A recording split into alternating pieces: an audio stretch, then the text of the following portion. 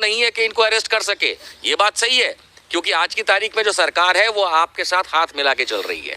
याद है ना, जब कांग्रेसी सरकार थी तो आपकी सलवार कैसे हो गई थी? उन्होंने लात मार करके इस कोरोनिल को गड्ढे में डाल दिया था। उसके बाद से तमतमा रहा है क्योंकि इसको धंधा करना है। ये बाबा बाबा नहीं है, ये धंधा रामदेव है। WHO ने मान्यता क्यों नहीं दी? ICMR ने मान्यता क्यों नहीं दी? IMA ने मान्यता क्यों नहीं दी? और तो और मोदी ने मान्यता क्यों नहीं दी? क्यों तेरी कोरोनिल को ऐसे लात मार के गड्ढे में डाल दिया? 1000 करोड़ का दावा बिल्कुल अपनी जगह सही है, और मैं समझता हूं कि IMA इसमें जीतेगी और इसको कंगाल करेगी। ना सिर्फ इतना, इस पे तो क्रिमिनल एक्शन होना चाहिए, फौजदारी मुकदमे मेरे ख्याल से हर। पहली बात तो रामदेव कोई बाबा बाबा नहीं है, ये अपने आप गुरु बन जाते हैं, अपने आप बाबा बन जाते हैं, तो इससे ये कोई बाबा नहीं हो जाते।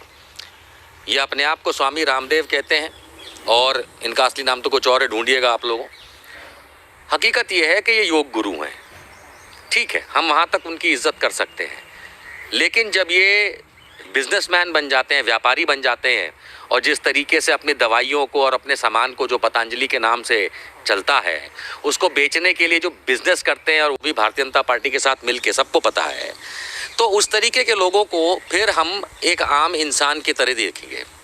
आम इंसान के तौर पे देखने पे ये है कि पिछले 1 साल से भारत में जिस तरीके से डॉक्टर, नर्स, सरकारें, मंत्री, आम इंसान कोरोना से लड़ने की मेहनत जद्दोजहद कर रहा है।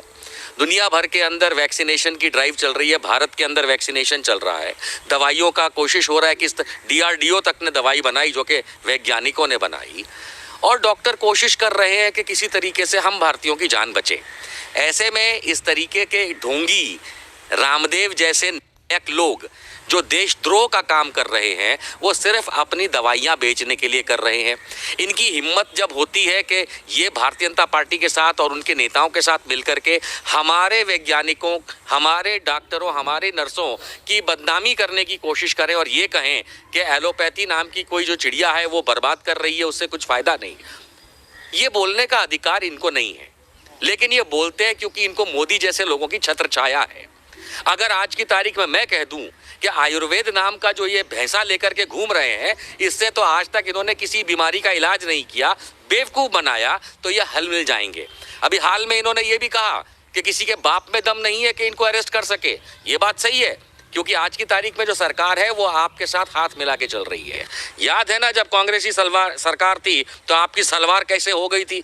तो ये जो है, ये आदमी हमारे डॉक्टरों को, हमारी नर्सों को और हमारे वैज्ञानिकों को जिस तरीके से नीचा दिखाने की कोशिश कर रहा है, मैं तो मोदी जी जैसे लोगों से पूछूंगा, क्या इस पे रासुका नहीं लगनी चाहिए?